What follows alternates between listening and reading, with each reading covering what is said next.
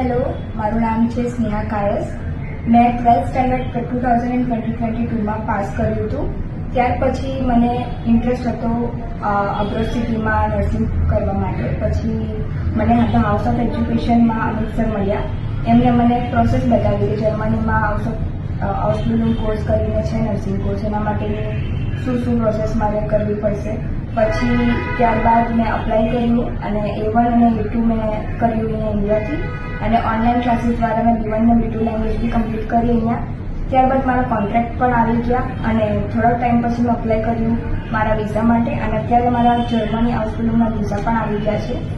તો કોઈ બી સ્ટુડન્ટ જર્મનીમાં નર્સિંગ માટે ઇન્ટરેસ્ટેડ હોય તો ધ હાઉસ ઓફ એજ્યુકેશનને અને અમિત કવિ સરને કોન્ટેક્ટ કરો. Thank you.